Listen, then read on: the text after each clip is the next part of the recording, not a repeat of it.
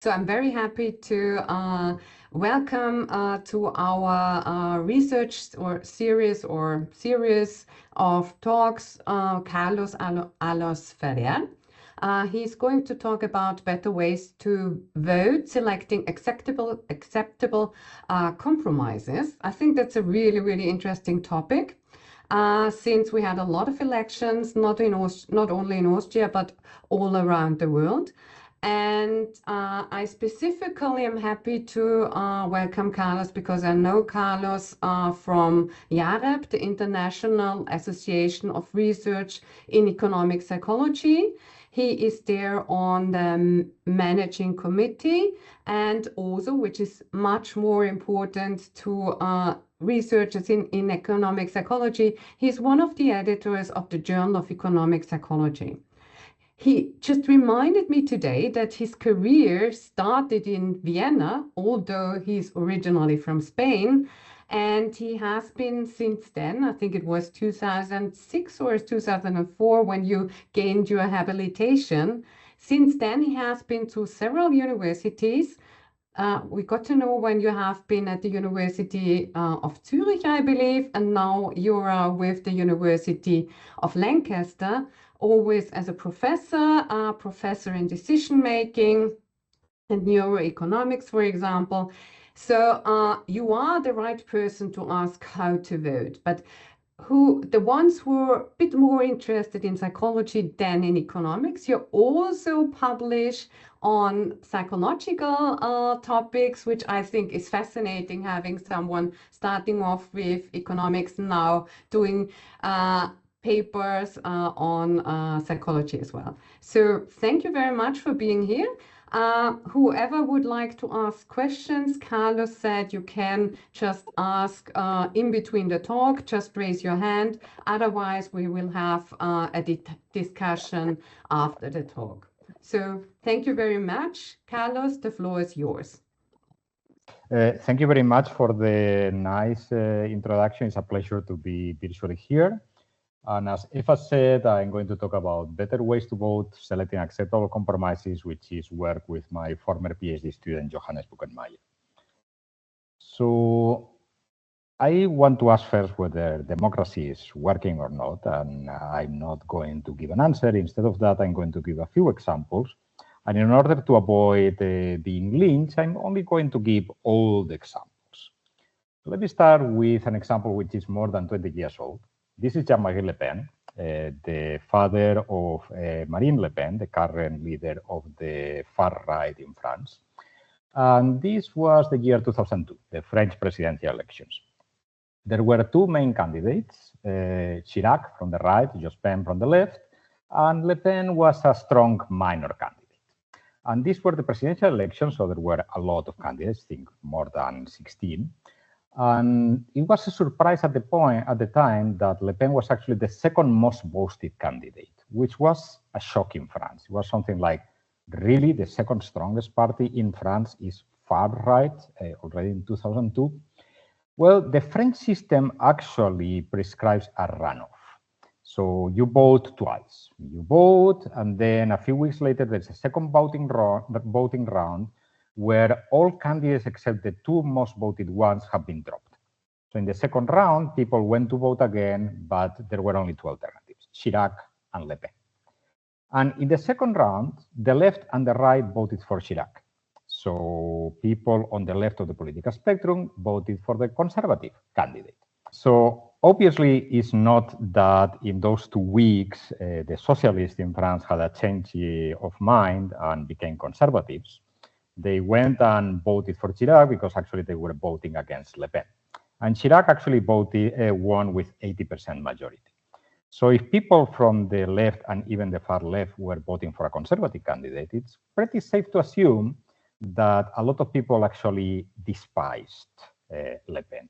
So how could a candidate despised by close to 80% of the population ever get second? Is this really representative of democracy?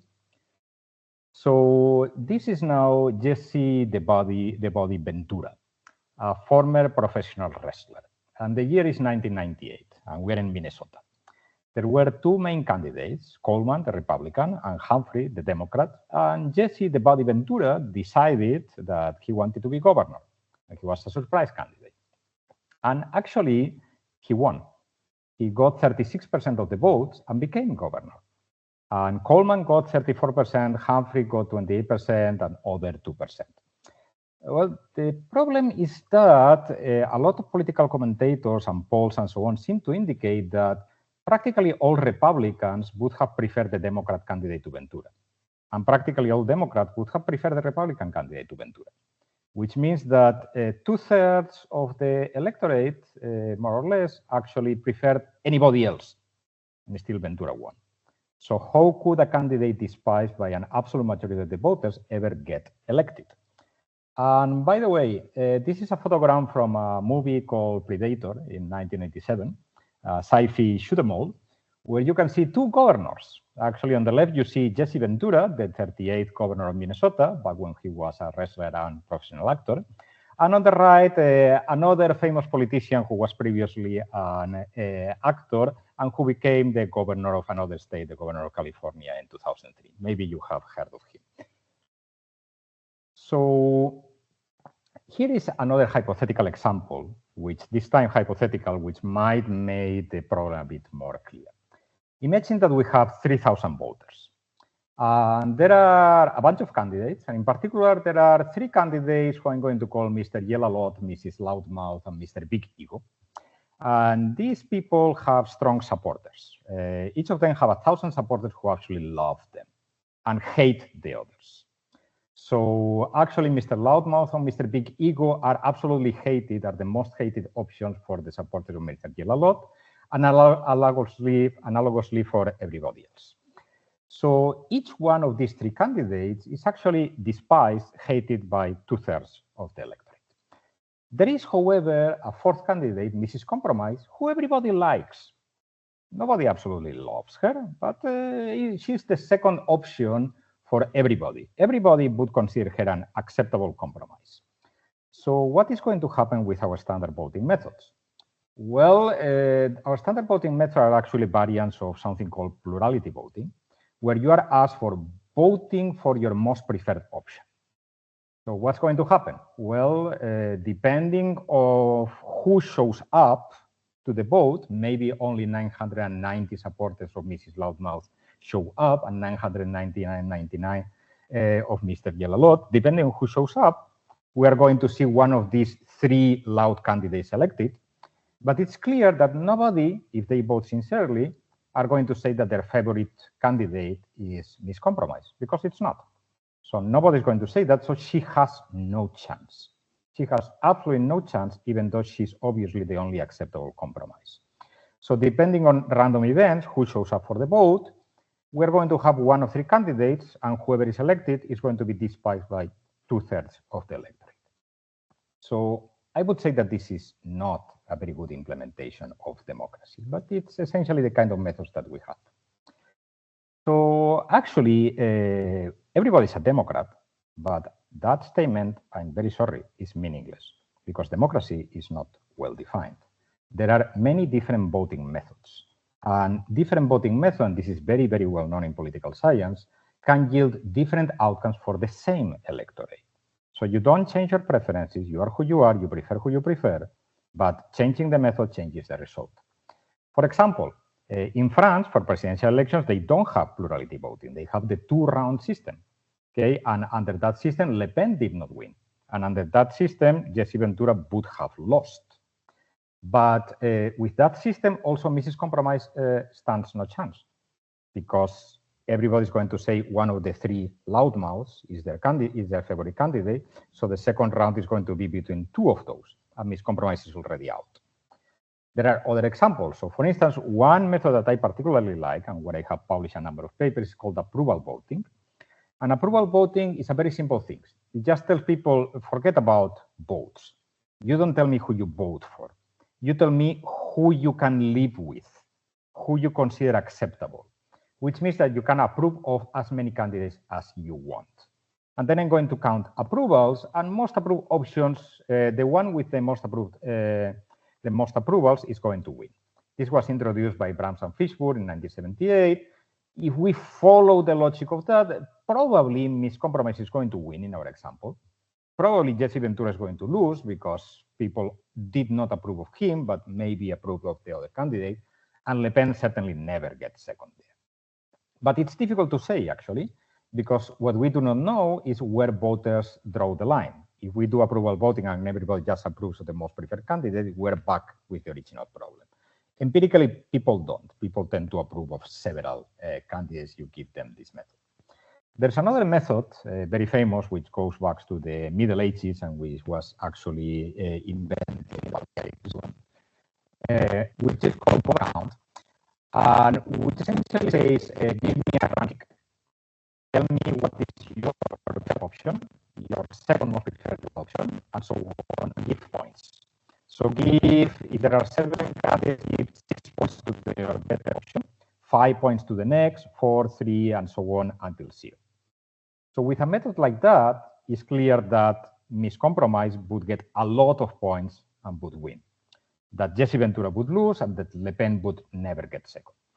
However, that method is also a bit problematic because once people understand the method, they also understand that you can manipulate the results. That if you want to block somebody, you put him last or her, even if it's in the middle of your preferences. So it's susceptible to unsincere voting.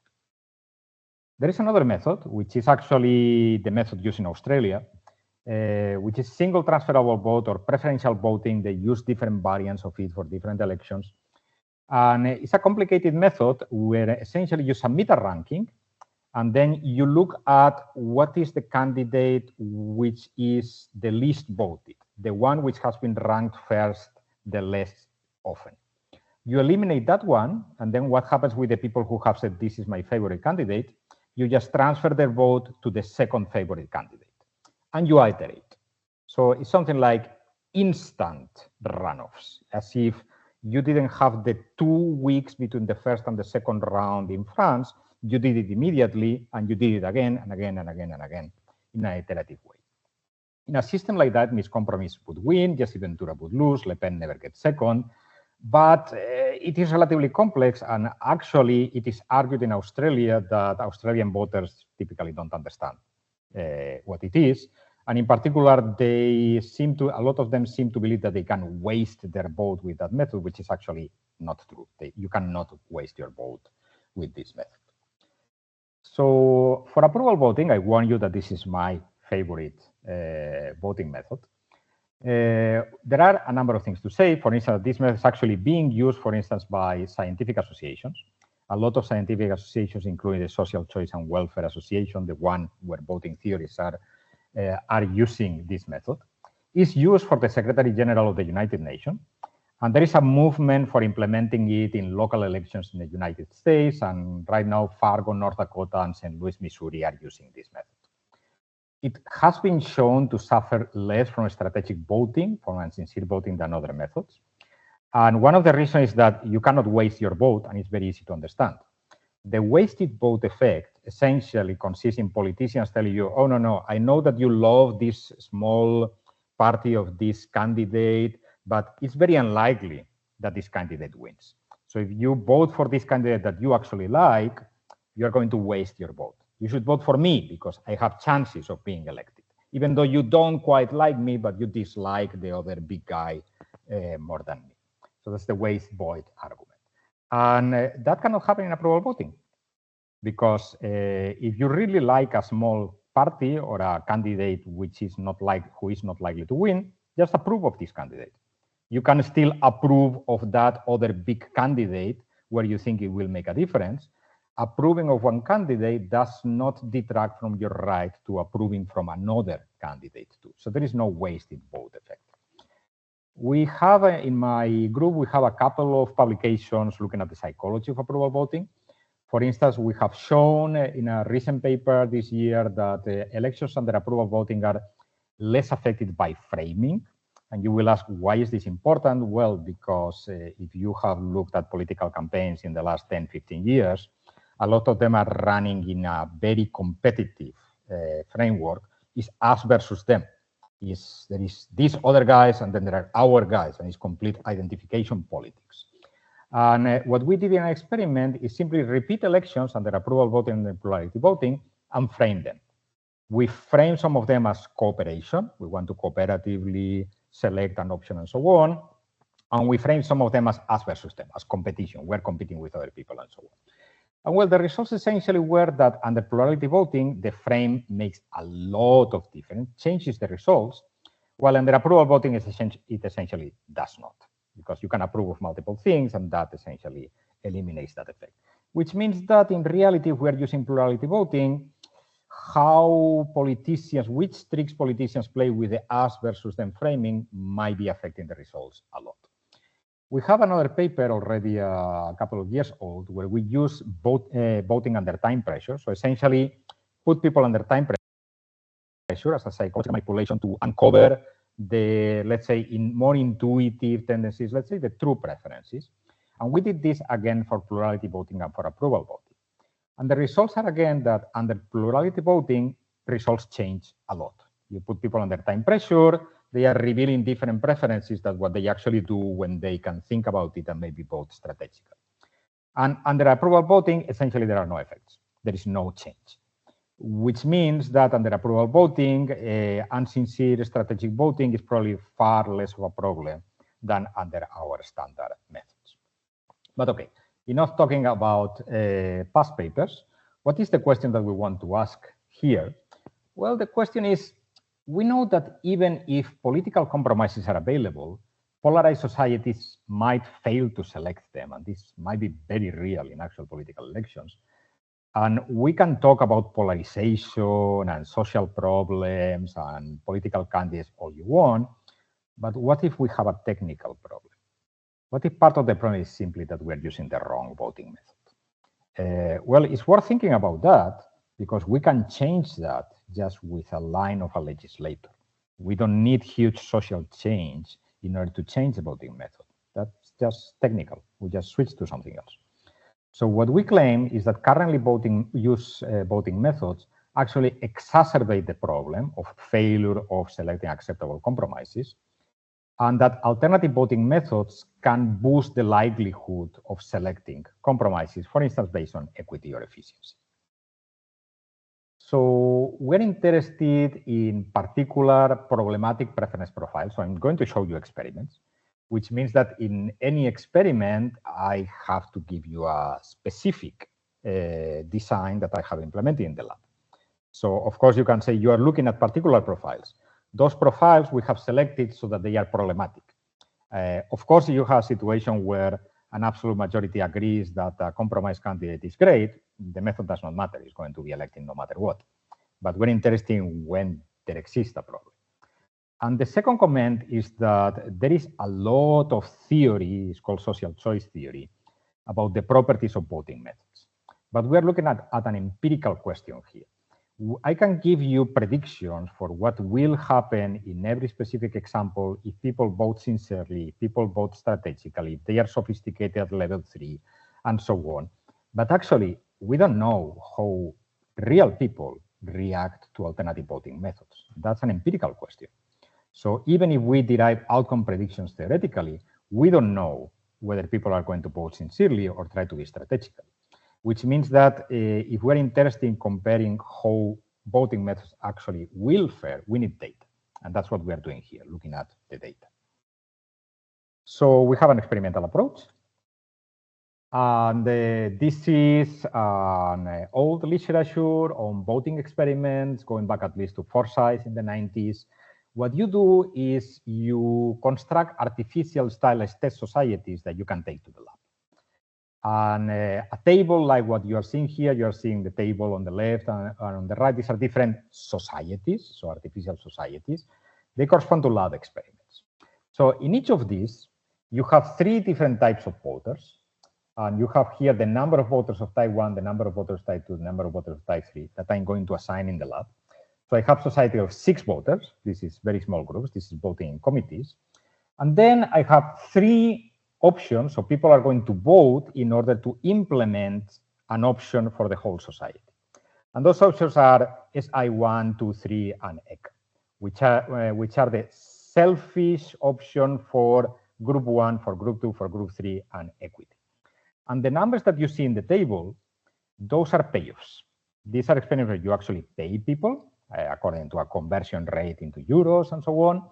And essentially, these are the points that you're going to be paid if you are of type 1 and this option, the first one, is selected, you're going to get 95.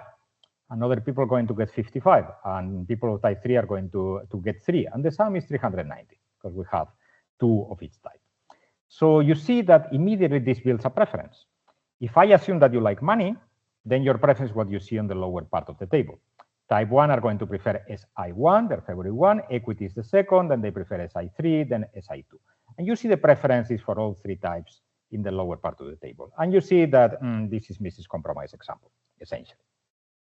You have 3 groups of identical size. Each of them favors an egoistic option, where they get a lot of money, but other people suffer. And there is an option which gives you equity. Everybody gets the same, and everybody is better off than in any option except the egoistic ones. So everybody sacrifices a little bit, and everybody is equal. So that's an experimental implementation, something like the miscompromise example. And here you have another society where the conflict... Sorry, yes. Carlos, may I ask you a question just to understand it? So the payoffs, 95, 55, 45, you're just really telling them they get money, right? Because in reality, for example, when I vote for a party, one might take care of the social system, another one might take care of the environment. So with you, it was just really money. Is this correct? So in this literature, you go to the lab. In the lab, you want to isolate all possible confounds. How do you do that? You deframe. So experimental economics and like psychology, framing is by definition bad, because we want to isolate something free of all confounds. So the way to do this in this literature is we're really looking at how people use voting methods to implement their preferences. If you want to go to actual political elections, then what you do is you try to estimate preference. And of course, those preferences are not going to be monetary. But here, we are trying to study a situation, this is the entire literature on experimental voting methods. We are trying to study a situation where we are pretty sure what are at least the egoistic preferences of people, and trying to see what happens when we use different methods. So yes, everything else is shut down. Mm-hmm. So here Thank you very much. Thank you. So we are inducing preferences. I will say something at the end about whether those are really the preferences or not, because of course, I'm still telling people this is the money, but some people might care about other things.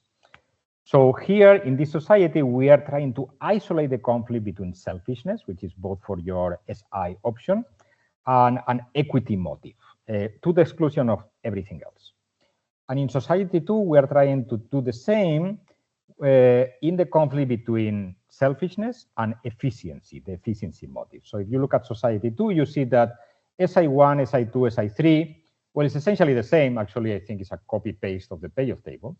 But then instead of equity, you have an efficiency option.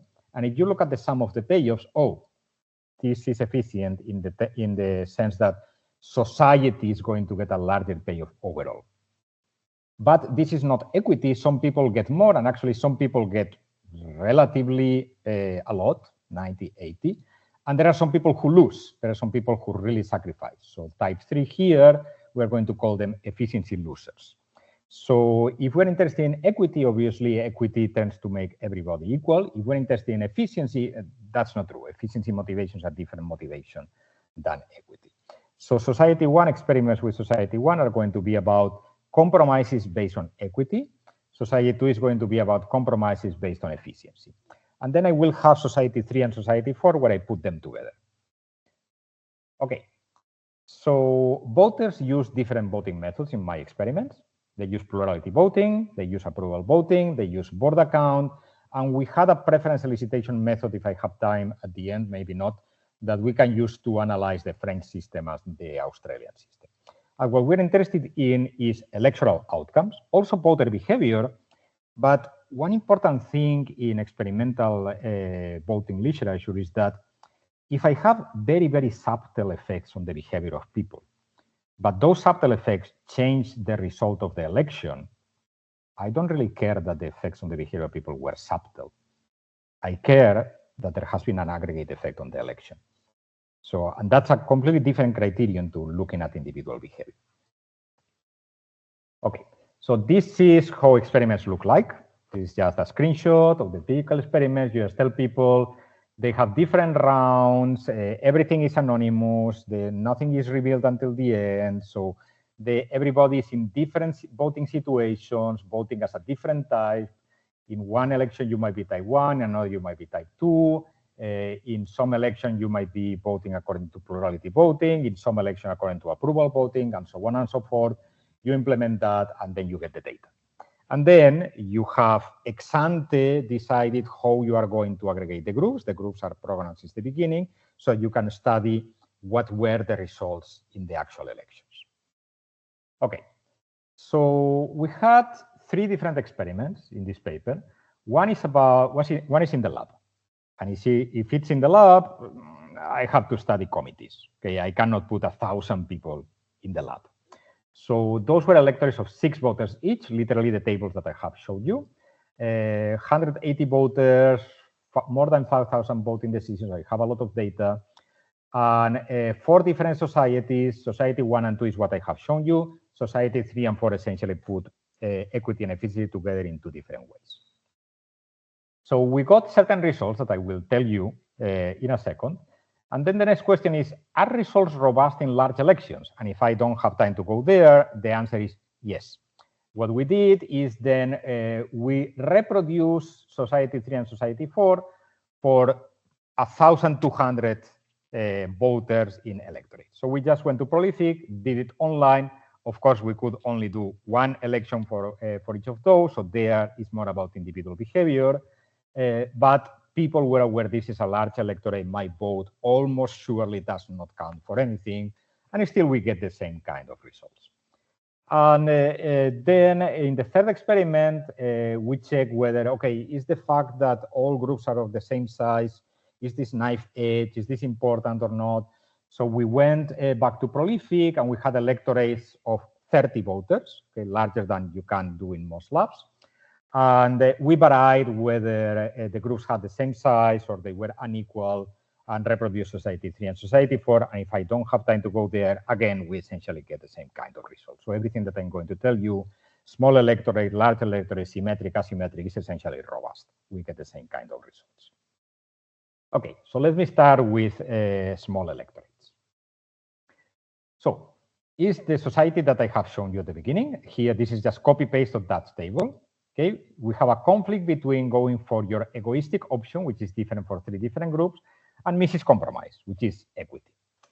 And then what you are seeing here is the fraction of the elections in which each of the candidates won. And the 2 colors is just because since we have just 6 voters, ties happen very often. Okay, so ties do not happen very often. You have thousands of voters, but you have 6 voters. Often you get ties. So if you get ties, then you just divide the ties as half the time this would have won and half the time the other thing would have won. So that's why you see 2 colors there. But essentially, you can just interpret the bars as percentage of the elections where an alternative won. So under plurality voting, you see what we would expect, that more than 60% of the time, we don't select the compromise. What do we select? Well, it depends on who decides to do what and what they think and so on, but roughly 1/3, 1/3, 1/3 for one egoistic option or the other of the other. So an absolute majority of the time, you are getting an egoistic option, even though everybody can see we have an acceptable compromise for everybody. So what happens under approval voting? This is this block of bars over there. Absolutely different results. 74% of the time, equity. What's happening? That people approve of it. People approve of whatever they like the most, and they also approve of equity. And then, of course, which option gets the maximum approvals? Well, equity. So most of the time, overwhelmingly, you get equity as the most approved option. And for board account is even better.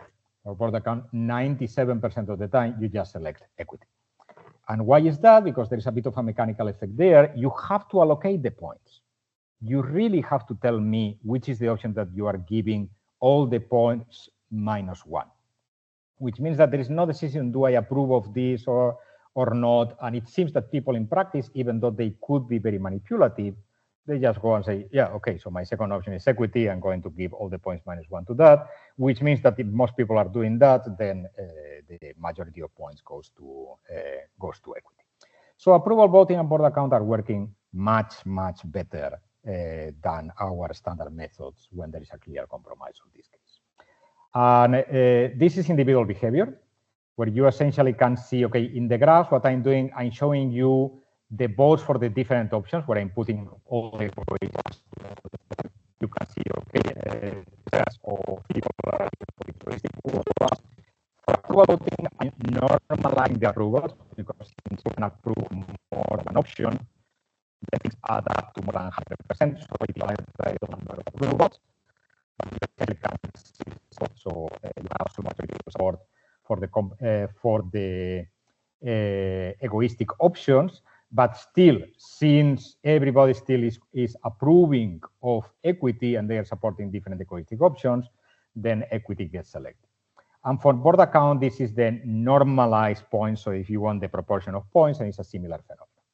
So the fact that you have an increase in the points for equity under board account is a bit mechanical because you have to allocate the points.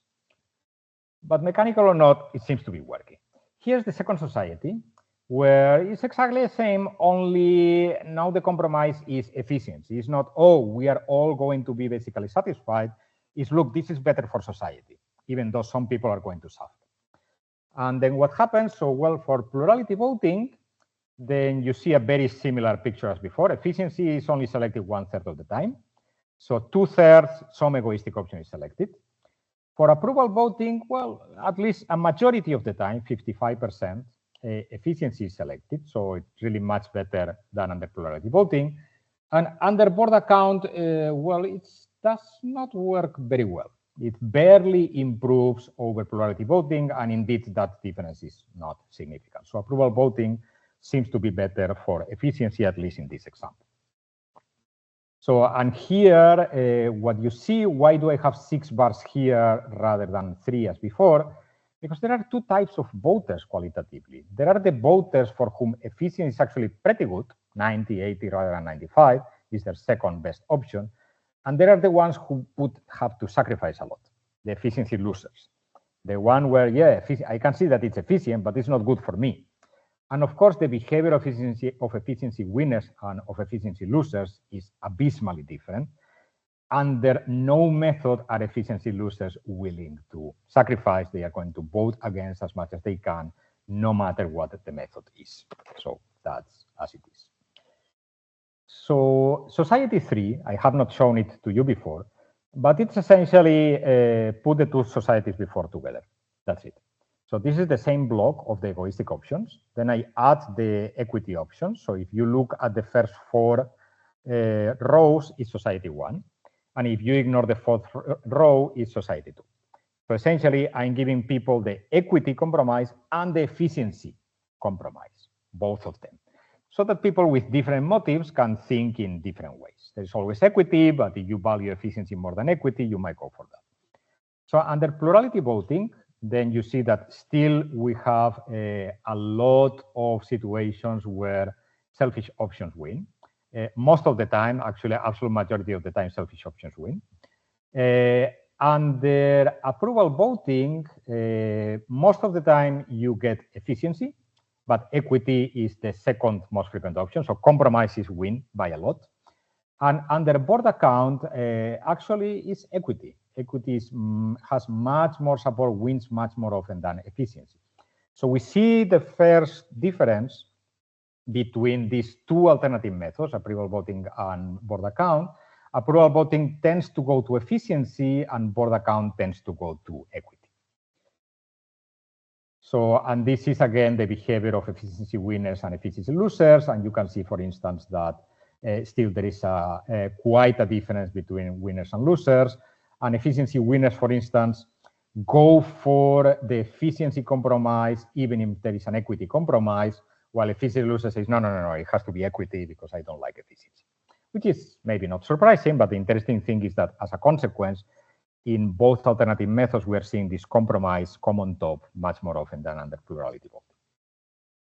So society 4 now is different. We still have the 3 selfish options, we still have equity, we still have efficiency, but now the difference is that to implement efficiency, a majority would have to lose. So in the previous example, there was a majority of people who would benefit from efficiency, who were efficiency winners. Here, efficiency is still efficient from the point of view of the entire society, but only 1/3 of people are actually efficiency winners. The rest actually are not so happy from that. They are worse off than under equity. And you see a similar picture. Still, the most frequent winner under plurality voting is selfishness, so one of the selfish options. Under approval voting, suddenly it's equity. It's not efficiency anymore. And under board account, it's still equity. Oh, so what's happening here?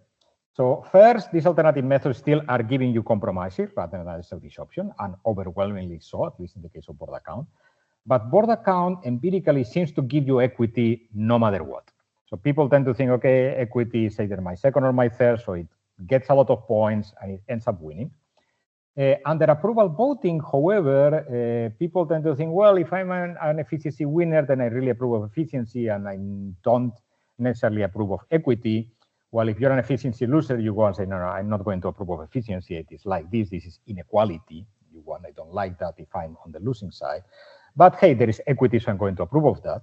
So approval voting seems to be reacting to whether efficiency benefits a majority or not, or to how much inequality is efficiency creating. So when it's not creating too much inequality, there are few efficiency losers, it tends to favor efficiency. When it's creating too many efficiency losers, it falls back to equity. And that's a behavior where you can, in the interest of time, I'm going to skip that, but you can see that efficiency winners and losers are, again, reacting differently. So summing up, we have large magnitude effects on election outcomes. It's not that different methods give you different results. It's that it's overwhelming. So we generally have egoistic options. Egoistic voting is completely exacerbated at plurality voting, which is the closest to our standard methods. And when we switch to practically anything where people are allowed to say more than just the maximum of their preferences, then we start getting compromises much, much more often. That's not the end of the discussion. I just want to make that point. But different methods are still going to give you different compromises. So, and what we are seeing, at least empirically, and we have very good intuitions for why, is that board account tends to favor equity, no matter what, and that approval voting is more reactive. If there is a good efficiency option where some people have to sacrifice, it's going to implement that. If not, it's going to go to equity.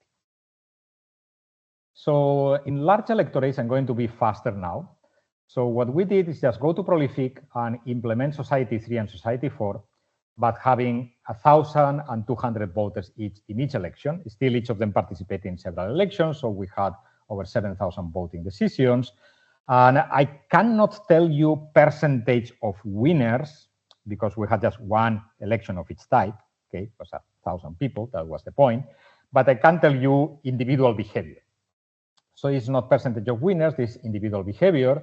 And this is the fraction of votes received. And you still see that, okay, so a lot of people are voting for the selfish options.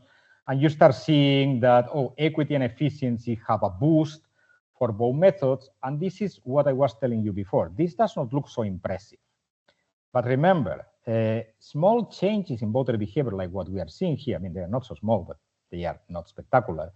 They have spectacular effects on what gets elected. That's what we saw in the previous example. So if I repeated this 100 times, I mean, then I would run out of research money because this is 1,200 voters every time. But then you would see that the proportion of the time that efficiency and equity are winning is overwhelmingly larger than under plurality voting. And for Society 4, we have very similar results. So qualitatively, it's exactly the same. Okay, so with medium electorates, so we essentially repeated the experiment with a medium size, so 30 voters. We did it online, and the point was that we were receiving a lot of comments that, oh, all your groups are always equal and this might be priming this or that and equity. So does it survive if you have unequal groups? Because in reality, you are never going to have exactly equal groups. And the fast answer is yes. So I'm showing here just the reproduction of society 4 with these 3 and 4 with groups of 30 online. And it's exactly the same. You see that mostly selfish option 1 if you take them together, but if you switch to approval voting and board account, then overwhelmingly again, people, equity was the option which won. And in a heterogeneous one where group 3 happened to be much larger, then you see, oh, in plurality voting, funny things happen, but they are not very interesting. The largest group manages to push the own selfish option much more often than the other groups. Okay, not very interesting. That has to be expected, but it's still most of the time a selfish option. I don't care which selfish option, I just care that it's a selfish option. And under approval voting and board account, then you see that compromises, if you take together equity and efficiency, are getting the upper hand. But of course, you start seeing differences between equity and efficiency, because in this example, the largest groups are the efficiency winners. So they are trying and sometimes successfully push the efficiency option. Okay, but essentially, qualitatively, we get the same result. So everything that I have told you is robust. And very quickly, a couple of comments about other things that we can do. We had a preference elicitation mechanism, something which I call a random dictator. Essentially, we ask people, okay, vote for something. There is a very small probability that that is not going to be available. So tell me what you would vote for if that happens. And that's just a preference elicitation mechanism, which sometimes tell us that people have preferences where they don't put the maximum payoff on top because they are equity motivated or whatever. Okay, so we can redo all the analysis taking into account those preferences, but we can also use that data to look at what would have happened in experiments that we did not do if we assume, which is a big assumption, that people would have voted according to those preferences that they reveal. And then we looked at that with the Australian method and with the French method, and the results are catastrophic. There is no other way to put it, they are catastrophic. Compromises essentially never win. It's worse, it's actually worse than plurality voting. This is all over the place. But equity, efficiency, they practically never win under those systems. So those systems which are actually used, they are not very good for selecting compromises. And it's abysmal, and the intuition is very simple. So in rank order methods, and remember the miscompromise example, think that we are using the French system. Well, she still has no chance. Nobody's going to put her first. Since nobody puts her first, then what's going to happen is that we have our second round between 2 of the bad candidates, and she's gone. And what's going to happen in the Australian system? Well, remember, the Australian system starts by discarding the candidate which was ranked best the least often. That's going to be her. That's going to be the compromise, because everybody goes and votes in the first place for the selfish option, and the compromise is maybe a close second, but it's a second. So this method is going to eliminate compromises very early in the process. So Australian method, French method, sorry, millions of people using that, not very good for compromises. And the other things that are important for political psychology, for instance, is not only who wins, is what happens after the election.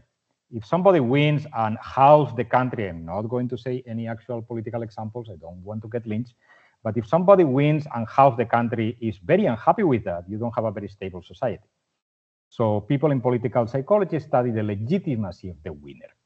And a very simple proxy for the legitimacy of the winner is the percentage of people who voted for or approved for, or the percentage of points that they gave to the candidate who actually won. And here I'm just giving you the numbers. I could give you the test, but essentially the numbers already tell the story, that under approval voting and board account, the legitimacy of the winner, whatever it is much, much higher than under plurality voting. So you would have more peaceful societies after the election. And sincerity, so we can compare the results with the preferences that we elicit and with the preferences that are induced, that we assume, by the monetary payoffs, and essentially not much changes. There are subtle changes, but everything that I have told you since the beginning, and that's why I didn't make a big point of that, is just exactly as correct with the induced preferences as with the elicited preferences, so that's not a big topic here. Okay, in conclusion, changing the voting system, I don't want to sound apostolic or selling you anything, but changing the voting system to give voters more flexible ways to express their preferences has the potential to reduce the prevalence of extreme outcomes in actual elections. One obvious criticism to that is that, well, yeah, Carlos, but we don't have compromises right now. I look at my politicians in my country and we don't have any compromise. Yeah, but remember, who goes into politics? When people go into politics, they know what is the method. And for instance, in the United States, independent candidates have a very tough time. They need the endorsement of a party to actually have a chance. So if you change the method, you're also going to change endogenously the set of candidates, and you might have more candidates which correspond to acceptable compromises. If we had alternative voting methods, what the data tells us is that at least equity and efficiency, which you chose because they are prominent social conventions, help electorates to coordinate on desirable compromises. And the differences, at least in our data, are really very large. The choice of method is also empirically consequential, but I really would want to argue that first we should change the method to something more sensible, and then have a discussion about which one to use. Because board account, for instance, generally tends to favor equity over efficiency. Approval voting tends to implement efficiency if it does not create too much inequality. So I can immediately imagine a political debate where one part of the spectrum favors board account because, oh, equality, and one part of the political spectrum favors approval voting because, oh, efficiency is economically important. Let's not go there. The important thing would be to get rid of the current methods and go to something more sensible first. Thank you for your attention.